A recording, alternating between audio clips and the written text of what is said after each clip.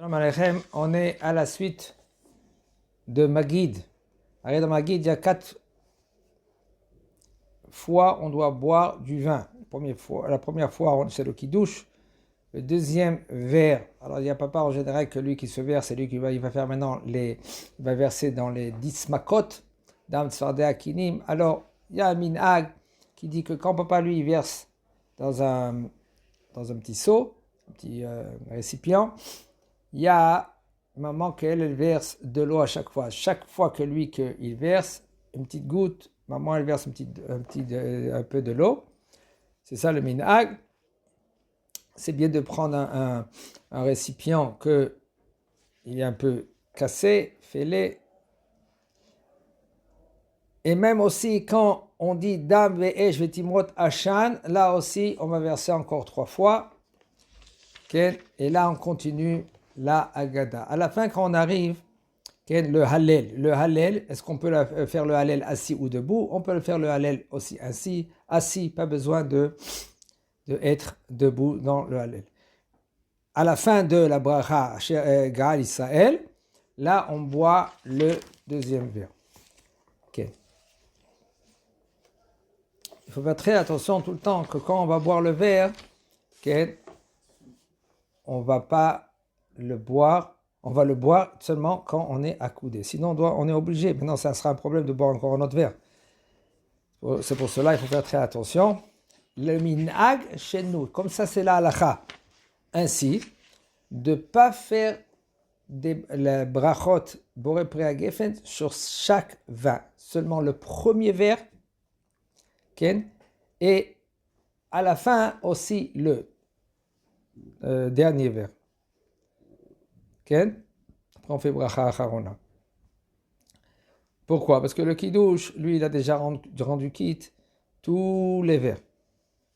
La halacha, elle dit que puisqu'on a bu maintenant le kiddush, dès que c'est machlok est dans cela, est-ce qu'on a rendu quitte tout le verre de vin qu'on va boire pendant la seouda ou non? La halacha, elle est que dès qu'il faut faire un tnaï, c'est bien de faire une condition, pendant toute l'année on parle, que voilà, que moi je vais boire, quand je fais le kiddush, je vais boire le vin aussi pendant le repas, et là je rends quitte avec le kiddush. Mais maintenant dans la seder, il y a une question qui se pose, puisque maintenant chaque verre c'est une mitzvah bifnei atzma. Et puisque c'est une mitzvah bifnei atzma, alors chaque verre c'est une mitzvah. Alors on doit faire, bon après il fait sur chaque verre, comme ça ils font les ashkénazes. Là la chez nous elle est pas comme ça. On a les matzot devant nous. Combien de matzot on a en face de nous? On a 2,5. Parce que déjà on a fait yahatz. Dans yahatz, on a coupé la matzah qui est au milieu en 2 parties. Gros partie, c'est la ficomade. Le petit partie, il est entre les 2 matzot. On prend les 3 matzot dans la main. Et on dit, Baruch ata Hashem Elokeinu melech haolam amotzi lechem min haaretz. On lâche la matzah qui est en bas. Il nous reste maintenant dans la main une matzah entière et un petit morceau. Et là, on fait la bracha shekitchanu b'mizotav v'svanu al achilat matzah. On coupe des 2 matzot, la matzah entière, la matzah qu'elle est coupée, qu'elle est en morceaux, et on mange. Après, on coupe encore 2 petits morceaux et on donne à chacun à côté, pas dans la main. C'est pas conseillé de donner dans la main, parce que maintenant c'est les endeuillés, comme ça il dit Maran Ashulchan Aruch. C'est pas bien de donner dans la main. Comment? C'est comme les esclaves. Non, c'est pas comme les esclaves. On parle de Maran Ashulchan Aruch, il dit c'est pas bien de donner dans la main. D'ailleurs que c'est pas bien aussi de jeter. Voilà, tu les poses à côté.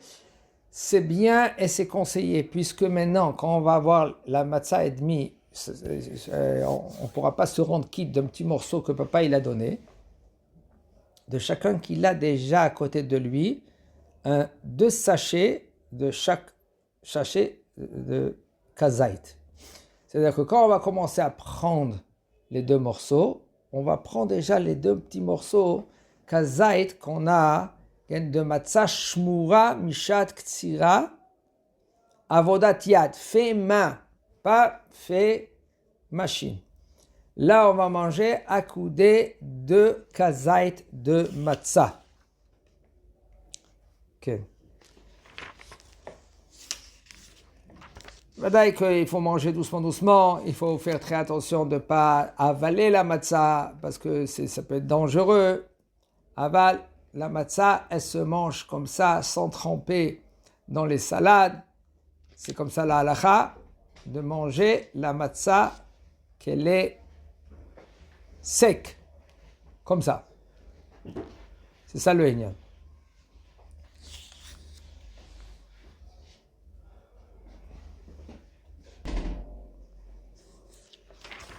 Okay. Alors, la matzah, si c'est une personne qui est âgée, qui ne peut pas manger la matzah, qu'elle est dure comme ça, peut-être que c'est bien, c'est conseillé d'avoir des matzot qui sont, ça s'appelle la faute. Ils sont molles. Déjà, ils sont molles. Alors, c'est plus facile à être mangeable. Peut-être que il faut une quantité un peu plus, au lieu de 27 grammes, de moins de 30 grammes pour se rendre quitte, parce qu'il y a beaucoup d'eau dedans. Et que la matzah, elle est fine. Un homme que lui, une personne âgée que lui, ou une femme, maman, un mémé, qu'elle ne peut pas manger, elle n'a pas de dents, machoukazé, on peut tremper l'eau. Nous, les séfarades, regardez, nous, on peut tremper la matzah dans l'eau et de la mâcher. Si quelqu'un ne peut pas manger les 2 kazetot, comme pépé et mémé, va dire qu'un homme il doit se forcer, une femme elle doit se forcer de manger 2 kazait, accoudé. Si il ne peut pas manger les 2 kazetot, elle peut manger un kazait. La machloket rishonim, est-ce que la mitzvah c'est motzi ou c'est matzah? Alors nous, c'est pour ça qu'on mange 2 kazait. Aval. Quelqu'un que lui qui ne peut pas manger parce que c'est dangereux pour lui, etc., alors il peut manger un kazait. Okay. Et là, après qu'ils ont fait motzi matzah, on va faire le maror. Okay. Le maror, alors il y en a qui ont l'habitude de dire Kadesh, Uchaz, Kapas et Achatz et tout cela, et répètent et maintenant ils arrivent à maror. Alors qu'est-ce qu'on doit faire dans le maror? Dans le maror, on doit tremper le maror dans la charoset. C'est bien et conseillé que le maror, que la charoset, elle est liquide. Pas trop liquide, parce que ça s'appelle tipolo b'mashke. Pas trop dur aussi. Et il faut tremper le maror dans la charoset. Alors comment on fait la charoset? Chacun a son minag. Il y en a qui mettent des amandes, il y en a chacun est avec du vin, comme du tit, zecher la tit, le ciment qu'il y avait, comme ça il faisait avant. On prend le maror, il faut prendre aussi, regardez, tout aliment qu'on se rend quitte, il faut tout le temps kazait. Le vin, c'est révi'it. Sauf le karpas, c'est rien que pour que les enfants ils posent la question. Là, et aussi, si on va manger moins que kazait, on va manger plus que kazait, alors ça aura un problème maintenant pour faire bracha charona. Là, dans le karpas, on va manger moins que kazait. Mais sinon, le maror kazait, les matzot kazait. D'accord? Charoset, pas besoin parce que c'est rien que pour tremper le maror. Le maror, il y a une discussion dans la postscript. Qu'est-ce que c'est? En premier, Maran et Shulchan Aruch, lui, il emmène des sortes de maror. Savoir que le maror, le top, c'est la laitue. Hassa. Il y a un passouk aussi, qui a lui, miséricorde. Hassa l'Am Israël. Il a pitié à Am Israël. Et c'est comme ça ici aussi, Mishnah Bura, il dit sur place. La laitue, il dit Hassa. Maintenant, la laitue, comme j'ai dit, il faut faire très attention de prendre la laitue gouche catif. Il n'y a pas de gouche catif, on prend rien que la tige. Même que tu la laves, tu le mets dans le vinaigre, tout ce que tu veux, il y a des sortes de vers qui sont dans la laitue, dans les feuilles eux-mêmes, et puis ils sont dedans, on ne les voit pas. Même que tu prends un microscope. Avec un gros microscope, tu vas voir dedans tout cela, parce qu'ils font des nehilim, font des passages. Si quelqu'un il veut vraiment, mais il les mouille un peu, il met dans un drap devant le soleil, tu verras que plein des vers qui vont sortir après, ils vont remplir le drap. Ken. Alors là, on ne va pas faire après Adama sur la laitue, Ken. Même qu'on a fait un motzi, il faut savoir que selon la halakha, parce que c'est une mitzvah aussi de manger le maror, c'est une mitzvah en elle-même. C'est pour ça on devait faire Adama. Alors maintenant, puisque maintenant on a fait un motzi matzah, alors maintenant on va pas faire Adama. Aval, on va faire la bracha de alachilat maror et on a rendu quitte la bracha de Adama avec le karpas qu'on a mangé bien avant. Le maror, on ne doit pas le manger accoudé. Okay. Il faut le manger comme il est. C'est bien de le mâcher. Il ne faut pas oublier. On a pesé avant Shabbat, parce que c'est Shabbat. Ou sinon, maintenant, si quelqu'un, lui, il n'a pas pesé avant Shabbat, okay, il peut peser pendant Yom Tov, mais pas avec une balance qui est électrique. Une balance qui est manuelle. Okay. Il met dans une petite balance comme les mamans elle pèse la farine, okay, que c'est pas Hametz là-dedans. Et là, on pèse okay, pour se rendre quitte de la mitzvah. C'est moutard de peser avec une balance qui est manuelle. Okay. Bien la mâcher.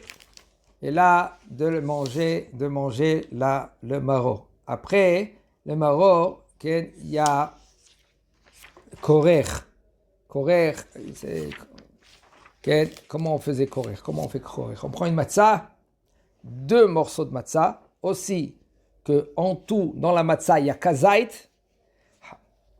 et on a le maror, qu'il est aussi kazait. On met dans la matzah, ça veut dire 2 kazait, c'est-à-dire un kazait matzah, un kazait maror, et on met un peu de charoset, et là, on le mange accoudé. Pourquoi on le mange accoudé? En général, le maror, on ne le mange pas accoudé, puisqu'il y a la matzah, et là, on fait le korer qui faisait Hillel Azaken. Et là, Shulchan Aruch, et on commence à faire on commence à manger.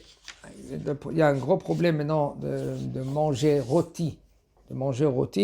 Et surtout pas de ne pas manger rôti. Bon, il y en a qui ont des minagim de oui, de ne pas manger rôti l'agneau. Parce que c'est... Et il faut faire très attention, je dis ça en parenthèse, que la viande, quand on l'achète, de ne pas dire Bachar Zel et Pessah. Cette viande-là, elle est pour Pessah, parce que sinon, c'est Mar'ek et Makriv Korbanot, Bachutz. C'est comme maintenant, lui, il désigne, il fait maintenant des Korbanot à l'extérieur du Beth Amikdash, et là, c'est très grave. Ken.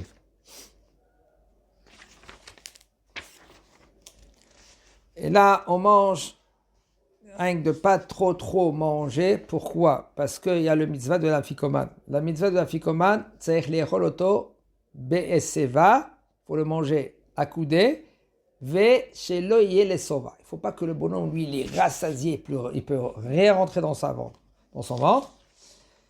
Après le afikoman, quand on va le manger, okay, là, on n'a pas le droit de manger. Un homme, lui, maintenant, il veut rester réveillé pendant toute la nuit. Il peut boire, un petit café, parce qu'il veut continuer à étudier avec ses enfants, sa femme, c'est bien, c'est conseillé. Comme dans la Haggadah, il y a avec le Maaseh, avec Rabbi Akiva et les Chachamim, ils étudiaient, ils disent, voilà, c'est arrivé maintenant la Shachrit. Si c'est arrivé Shachrit, pourquoi ils ont fait tout cela? Ils ont mis tout cela pour faire montrer que la mitzvah de la Gada, c'est pendant toute la nuit. Okay. Et là, il faut manger le afikoman, il faut le manger accoudé. C'est bien de manger 2 kazait. Pourquoi? parce que c'est il y en a des poskim qui disent que pour se rendre quitte de afikoman, il faut manger deux. Alors maintenant, l'afikoman, qu'est-ce que ça veut dire afikoman?